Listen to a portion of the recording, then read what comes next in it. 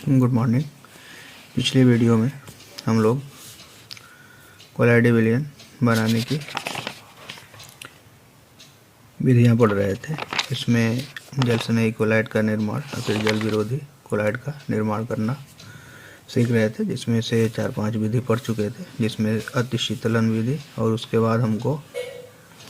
बाद नेक्स्ट विधि है जो अति शीतलन हम पढ़े हैं उसके आगे की। तो नई हेडिंग हमारी होगी विलायक विनिमय विधि। विभिन्न पदार्थों जैसे सल्फर, फास्फोरस आदि जो अल्कोहल में विलेय परंतु जल में अविलेय होते हैं कि जल में कोलाइडी विलयन प्राप्त करने के लिए इनके अल्कोहलिक विलयन को जल के आधिक्य में हिलाते हैं। करने का मतलब क्या करना है? अगर विलायक विनिमय विधि क्या होता है, जैसे कुछ ऐसे पदार्थ होते हैं जैसे सल्फर है, फास्फोरस है, इनका नेचर नॉन पोलर होता है और ध्रुवीय होता है, तो ये जल में नहीं घुलते हैं। तो जो ये क्या होते हैं, अल्कोहल में विलेय होते हैं परंतु जल में क्या होते हैं, अविलेय होते हैं। तो हम क्या करते हैं, इसके जल में कोलाइडी विलयन बनाना हो अगर इनका, तो हम क्या करते हैं कि इसके अल्कोहलिक विलयन में जल की अधिक मात्रा मिला करके हिला देते हैं, तो हमको कोलाइडी विलयन मिल जाता है। वही लिखा हुआ है विभिन्न पदार्थों जैसे सल्फर, फास्फोरस आदि के जल में कोलाइडी विलयन प्राप्त करने के लिए इनके अल्कोहलिक विलयन को जल के आधिक्य में हिलाते हैं, मतलब पानी ज़्यादा मात्रा मिला करके हिला देंगे तो बन जाएगा। ठीक है, इस उदाहरण दिया, सल्फर के अल्कोहलिक विलयन को जल के आधिक्य में मिलाते हैं तो सल्फर का दुधिया कोलाइडी विलयन प्राप्त होता है, दूध कलर का मिलेगा। अगला है भौतिक अवस्था में परिवर्तन के द्वारा सल्फर, मरकरी आदि के कोलाइडी विलयन प्राप्त करने के लिए इनकी वाष्प को ठंडे जल में प्रवाहित करते हैं। बताओ, वाष्प को ठंडे जल में प्रवाहित करेंगे तो अवस्था बदल जाएगी। वाष्प है, ठंडे जल में लेकर जाएंगे, संघनन होगा, लिक्विड में कन्वर्ट हो जाएगा, तो इनका अस्थायी साल प्राप्त होता है। इसमें उचित अस्थायी कारक जैसे अमोनियम लवण या सिट्रेट आदि को भी मिला दिया जाता है। ये अस्थायी कारक मतलब ऐसे पदार्थ जिससे इसकी स्टेबिलिटी क्या हो जाए, फिक्स हो जाए, फिर दोबारा कोलाइडी विलयन कन्वर्ट न हो अलग अलग। इसके लिए हम उसमें क्या मिलाते हैं, अस्थायी कारक। ठीक है, तो ये सब हम विधियाँ पढ़ रहे थे, ये सब किसके उदाहरण थे, संघनन विधि में पढ़ रहे थे। ये सब जितनी विधि अभी तक पढ़े हैं। अब हमको पढ़ना है परिक्षेपण विधि। कौन विधि? परिक्षेपण विधि।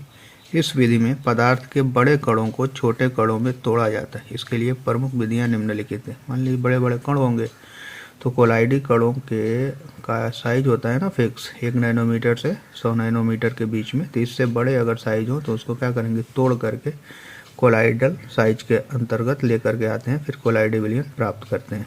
जिसमें पहली विधि है यांत्रिक परिक्षेपण, मैकेनिकल डिस्पर्सन, मतलब मशीन के द्वारा इसका कोलाइडी विलयन बनाएंगे। इस विधि में पदार्थ के छोटे कणों में बदला जाता है। इस विधि में पदार्थ को क्या करते हैं, छोटे कणों में बदलते हैं। इसके लिए क्या करते हैं, सबसे पहले क्या, पदार्थ का जो बड़ा बड़ा कण होगा उसको छोटे कणों में बदल देंगे। बदलने के बाद क्या करेंगे, इसके बाद इनको परिक्षेपण माध्यम के साथ मिलाया जाता है, जिससे निलंबन प्राप्त होता है। मिलाओगे ना तो निलंबन बनेगा, मतलब बड़े बड़े कण होंगे अभी फिलहाल इसमें। इस निलंबन को कोलाइडल मिल में पीसते हैं। कोलाइडल मिल होता है, उसमें ले जा करके पहले क्या करेंगे, पदार्थ का कण होगा उसको छोटे छोटे टुकड़ों में तोड़ देंगे, फिर उसको परिक्षेपण माध्यम के साथ से मिलाएंगे तो उनका निलंबन मिलेगा। अब उस निलंबन को ले जाकर कोलाइडल मिल में पीसते हैं। इस मिल में 2 धात्विक डिस्क होती है जो लगभग एक दूसरे को छूती हुई रहती है तथा विपरीत दिशाओं में 7000 चक्कर प्रति मिनट के दर से घूमती है। कोलाइडी मिल में 2 मतलब कि पार्ट होते हैं, उसके चक्का होता है, जैसे नहीं होता गेहूँ पीसा जाता है तो 2 उस पर चक्री होती है, उसके ऊपर गेहूँ जाता है तो पीसता है, ठीक वही वाला कंडीशन इसमें होता है। इसमें मिल में 2 धात्विक डिस्क होती है जो लगभग एक दूसरे को छूती हुई रहती है और विपरीत दिशाओं में घूमता है। किस स्पीड से घूमता है तो ये याद रखेंगे, 7000 चक्कर प्रति मिनट के दर से घूमता है। मिल के डिस्क के बीच का स्थान इस प्रकार व्यवस्थित किया जाता है कि निलंबन कण कोलाइडी कणों में बदल जाते हैं। निलंबन कणों का आकार 100 नैनोमीटर से अधिक होता है, तो उस डिस्क में खाने बने होते हैं, तो उस खाने के बेच पर ऐसी सेटिंग कर देते हैं कि जो कण टूटें वो किस रेंज में आ जाए, कोलाइडल रेंज में। ठीक है, ये सब मतलब 3-4 मिल के डिस्क के बीच का स्थान इस प्रकार व्यवस्थित किया जाता है कि निलंबित कण कोलाइडी कण में बदल जाते हैं। काली स्याही, वार्निश, रंजक के कोलाइडी विलयन इस विधि द्वारा प्राप्त किए जाते हैं। तो यांत्रिक विधि में क्या करना है, बड़े कणों को छोटे कणों में तोड़ना है। तोड़ने के बाद परिक्षेपण माध्यम में हिला देना है। हिलाने के बाद निलंबन तैयार होगा। निलंबन को ला करके कोलाइडल मिल में पीस देंगे। कोलाइडल मिल में 2 डिस्क होगा धातुओं का, जो विपरीत दिशा में चक्कर लगाएगा एक दूसरे को टच करता हुआ। स्पीड कितनी होगी, 7,000 चक्कर प्रति मिनट के दर से घूमेगा। कोलाइडल डिस्क में जो बीच का जो स्थान हमको सेटिंग करना है, इस बेस पे सेट करना है कि तोड़ने के बाद जो नए कण प्राप्त हो वो कोलाइडल रेंज में आ जाए। ठीक है, ये बहुत ही इंपॉर्टेंट विधि है, इंपॉर्टेंट कर लीजिएगा। एक पूछता है 2 नंबर में क्वेश्चन पूछा जाता है, विद्युत परिक्षेपण या इसी को कहते हैं ब्रेडिग आर्क विधि। इंपॉर्टेंट है, पूछा जाता है। ठीक है, अब देखो इसमें क्या होता है, इस विधि के द्वारा धातुओं जैसे सिल्वर, गोल्ड, कॉपर आदि के कोलाइडी विलयन प्राप्त किए जाते हैं। याद कर लेंगे, जिस धातु का कोलाइडी विलयन बनाना होता है उसकी 2 छड़ें पोटेशियम हाइड्रोक्साइड मिले जल में रखकर पात्र को बर्फ में रखकर ठंडा कर दें। कहने का मतलब जल में पोटेशियम हाइड्रोक्साइड मिला देंगे। मिलाने के बाद ना उसको एक बर्तन में रख देंगे और वह बर्तन बर्फ में रखा रहेगा। ठीक है, जिससे ठंडा रहे। दूसरा क्या करें, धातु की छड़ों में विद्युत आर्क उत्पन्न कर, जिस धातु का कोलाइडी विलयन बना होता है उसी का 2 छड़ हम ले लेते हैं, एक कैथोड और एनोड बना लेंगे। तो KOH मिले जल में रखकर पात्र को बर्फ में रखकर ठंडा रखते हैं। धातु की छड़ों में विद्युत आर्क उत्पन्न करने पर उच्च ताप के कारण धातु की वाष्प उत्पन्न होती है, जो ठंडे जल में संघनित होकर कोलाइडी आकार के धातु कण देती है। वाष्पों के संघनित होकर कोलाइडी विलयन बनाने के कारण इस विधि को संघनन विधि भी कहते हैं। यह विधि विद्युत परिक्षेपण विधि कहलाती है।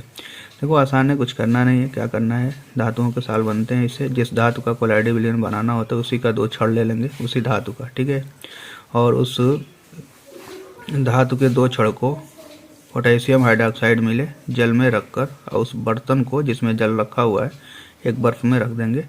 धातु के छड़ों में विद्युत आर्क, मतलब दोनों छड़ों को आपस में जब आप टच करोगे तो चिंगारी निकलेगी। बहुत ज़्यादा टेम्परेचर जनरेट होता है, जिसकी वजह से धातु की कुछ मात्रा पिघलेगी।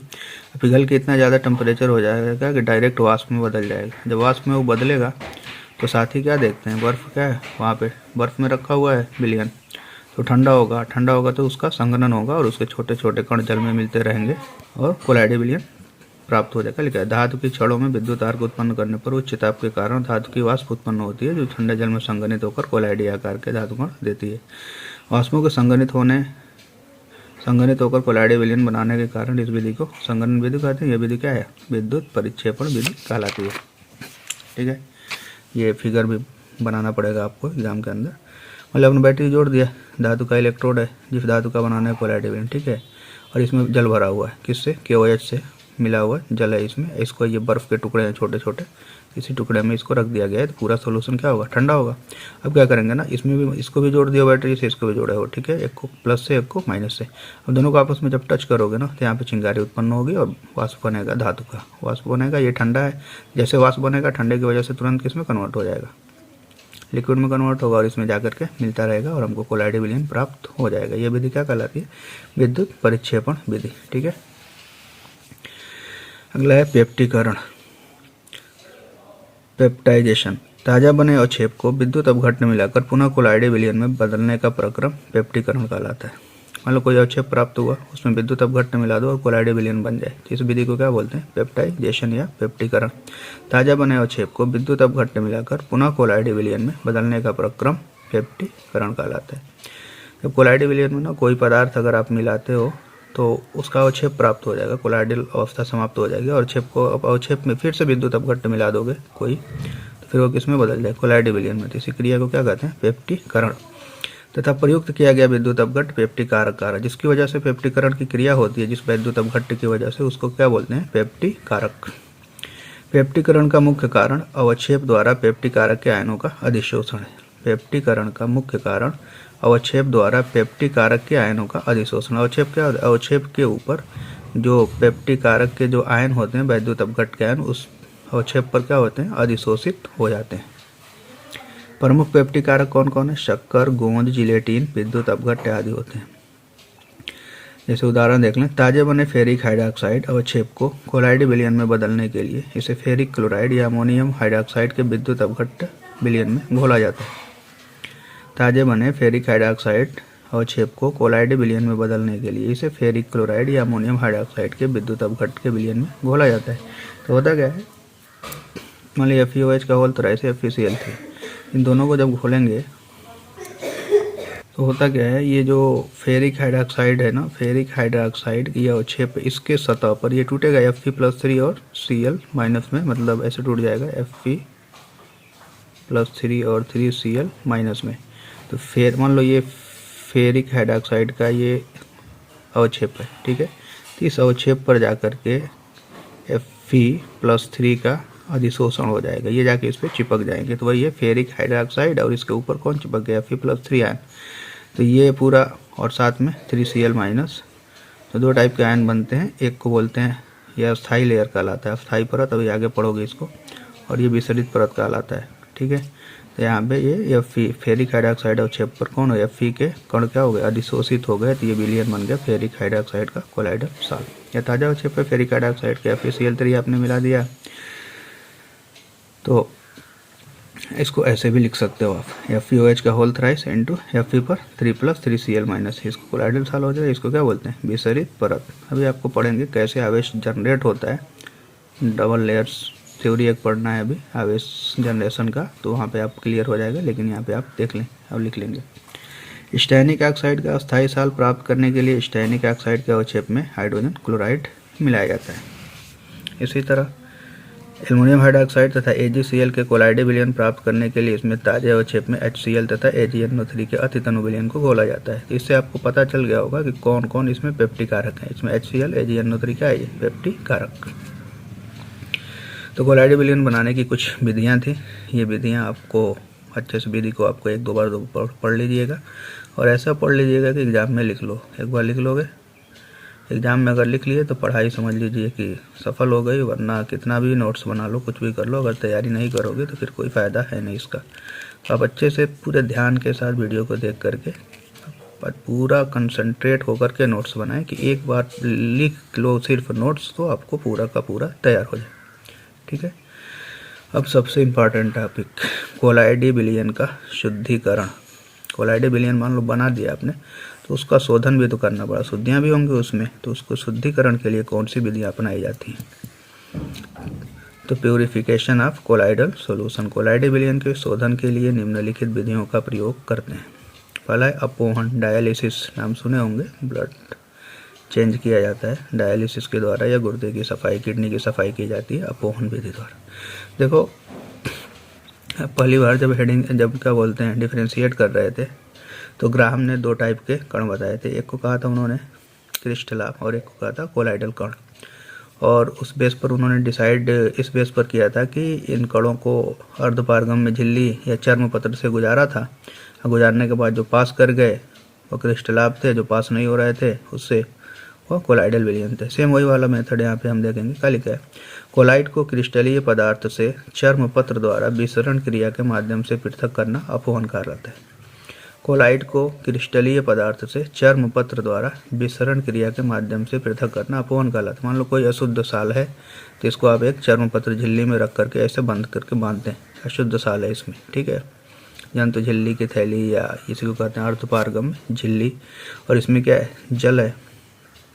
आप क्या करोगे, जब इसको रखोगे तो होगा क्या कि जो अब इस कोलाइडी विलयन में जो क्रिस्टलाभ के कण होंगे वो क्या होंगे, इस अर्धपारगम झिल्ली से धीरे धीरे निकल के आके जल में चले जाएंगे, और जाने के बाद धीरे धीरे क्या होगा, सिर्फ इसमें क्या बच जाएगा, शुद्ध कोलाइडी विलयन सॉल्यूशन बचेगा। बाकी जितने कोलाइडी कण बच जाएंगे, बाकी जितने भी मतलब कि अशुद्ध होंगे, क्रिस्टलीय पदार्थ होंगे, सब इससे विसरण के द्वारा अलग हो जाएंगे। कैसे करते हैं, मेथड देख लें। कोलाइडी कण चर्म पत्र में से विसरित नहीं होते हैं, पढ़े हो डिफिनीशन शुरुआत में इसी से, जबकि विलेय आयनित और अनायनित अशुद्धियाँ विसरित हो जाती। अतः अशुद्ध साल को क्या करते हैं, फिगर भी बनाना पड़ेगा आपको। अशुद्ध साल को चर्म पत्र में भरकर इसे जल से भरे पात्र में लटका देते हैं, तो अशुद्धियों के कण सूक्ष्म होने के कारण धीरे धीरे बाहरी जल में विसरित हो जाते हैं तथा थैली में शुद्ध साल शेष बच जाता है। यह प्रक्रिया अपोहन तथा प्रयुक्त उपकरण अपोहक कहलाता है। करना कुछ नहीं है, कोलाइडी विलयन चर्म पत्र में भरिए, पैक करिए, पानी में डुबा दीजिए, धीरे धीरे क्या होगा, जितने भी अशुद्ध कण होंगे इससे से निकल के जल में आके मिल जाएंगे और इसमें शुद्ध कोलाइडी कण बच जाएगा। यही प्रोसेस क्या कहलाता है? अपोहन। और ये पूरा इंस्ट्रूमेंट क्या कहलाएगा? अपोहक। ठीक है, एक बार ध्यान से आप इसको ऊपर से नीचे तक देख करके नोट्स बना लेंगे।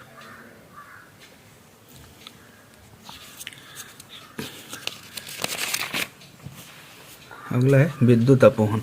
मान लो अभी पढ़े हो कि कोलाइडी कण जो होते हैं उस पर आवेश होता है, धनावेश या ऋण आवेश।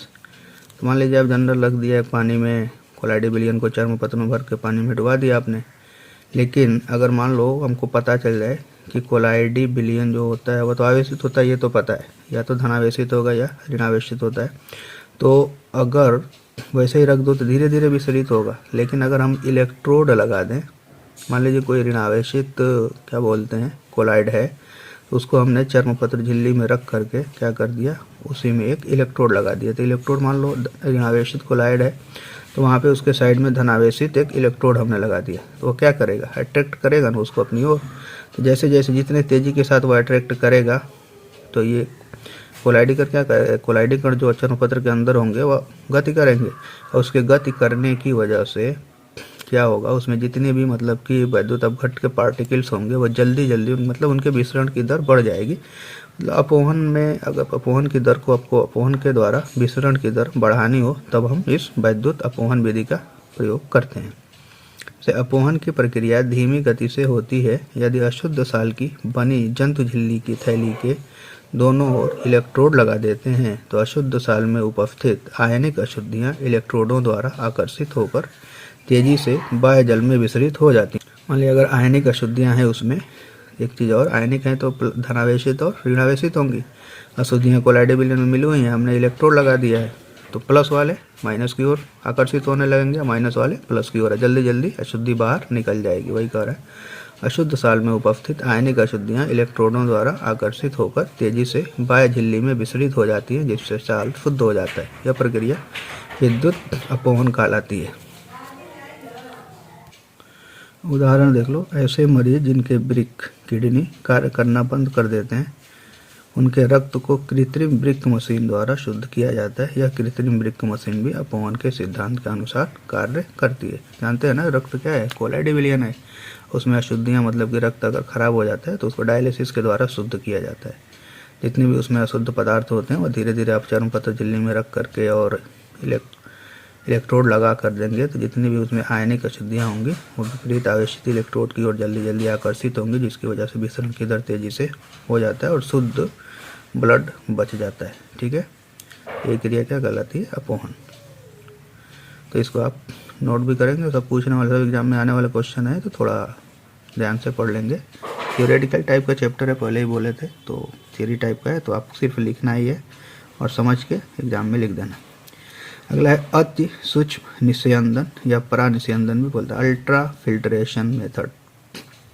इसमें होता कुछ नहीं है, फिल्टर पेपर बनाते हैं। मान लीजिए कुछ फिल्टर पेपर होते हैं जिसमें कोलाइडी कण भी आर पार हो जाते हैं और शुद्ध कण तो मतलब कि हो ही जाएंगे। वैद्युत अपघट्ट के पार्टिकल, इसकी उनका आकार तो छोटा होता है। हम क्या करते हैं ना, इसके लिए अलग से एक फिल्टर पेपर का निर्माण करते हैं जिसमें जो होल होता है, पोर्स होते हैं, उसके छोटे हो जाते हैं, मतलब कोलाइडी कणों के आकार से छोटे पोर्स हो जाएंगे। तो क्या करेगा, अब इससे कोलाइडी कण पास नहीं होंगे।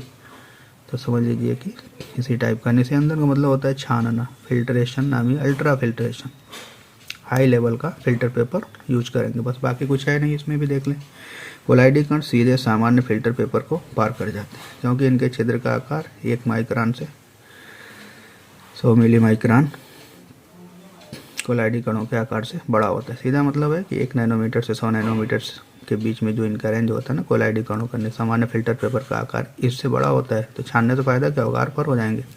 इसके लिए क्या करते हैं, सामान्य फिल्टर पेपर को कोलाइडियन या कोलोडियन विलयन पूछा जाता है। कोलाइडियन विलयन किसे कहते हैं?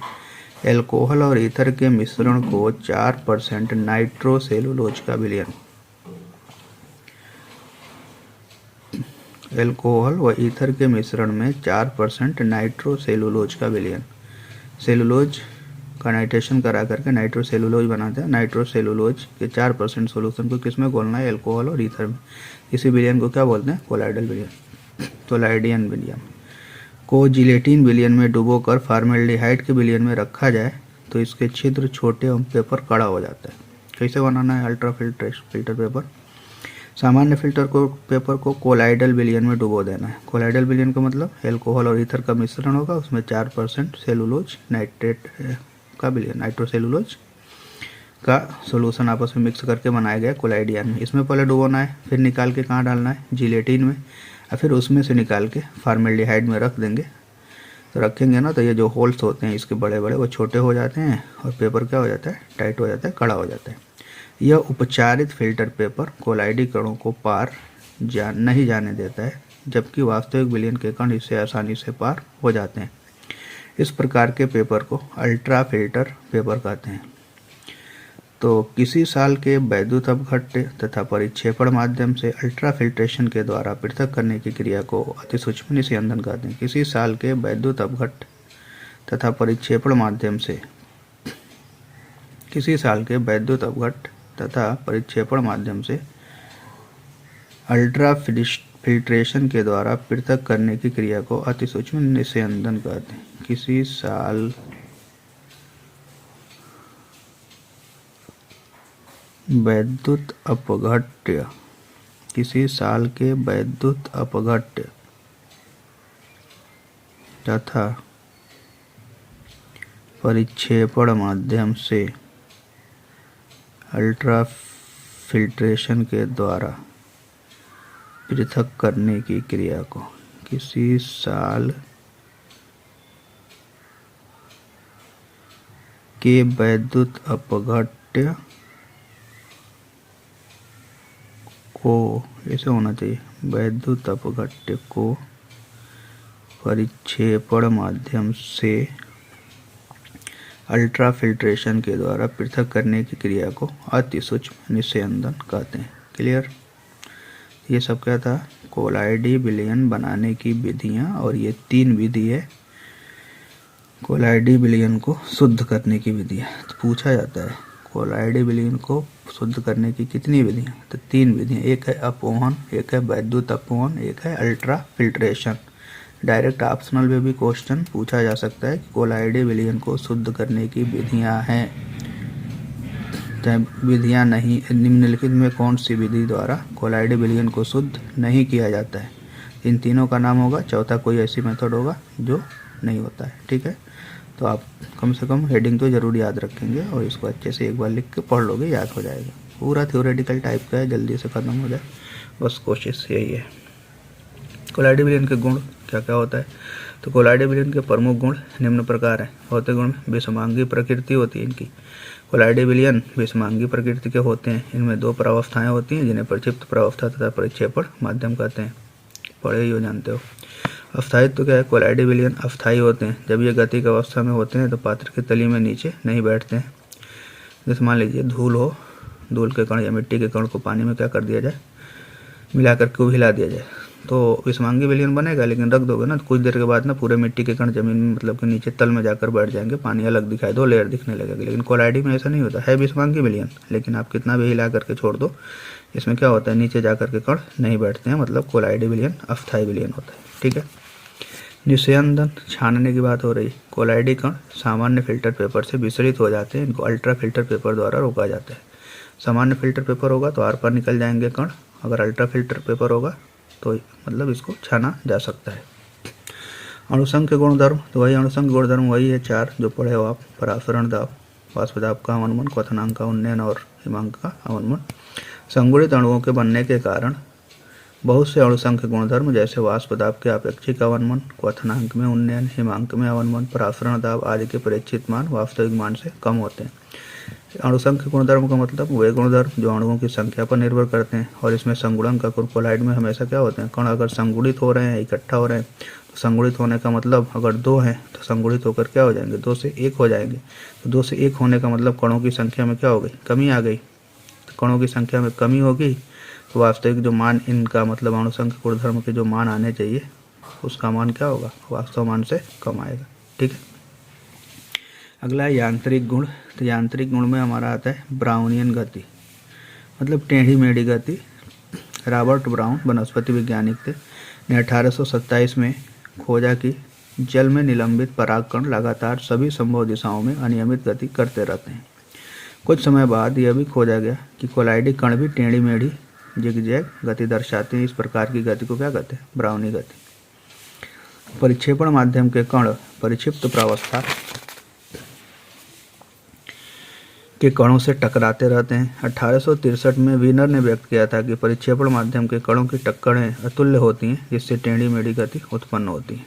मतलब कोई फिक्स नहीं होता, कोई इधर उधर ऐसी गति होती है, तो आप इसको बना लेंगे। ठीक है, किसका क्या हो गया? ब्राउनियन गति। और अगला है अवसादन। सेडिमेंटेशन क्या होता है? अवसादन का मतलब होता है वही धीरे धीरे क्या होना, बैठ जाना। कोलाइडी कण गुरुत्व बल के प्रभाव से बहुत धीरे धीरे नीचे बैठते हैं। इस घटना को क्या कहते हैं? अवसादन कहते हैं। इस विधि का अनुप्रयोग दीर्घ अणुओं के अणुभार ज्ञात करने में किया जाता है। और रख देंगे बहुत दिनों तक, तो क्या होता है? अस्थायी तो होता है, लेकिन बहुत दिनों तक रख दोगे ना, तो कुछ दिन के बाद ना धीरे धीरे करके कुछ कण धीरे धीरे जाके जमीन पे क्या हो जाते हैं? बैठ जाते हैं। मतलब तल पे बैठ जाते हैं, जमीन पे नहीं।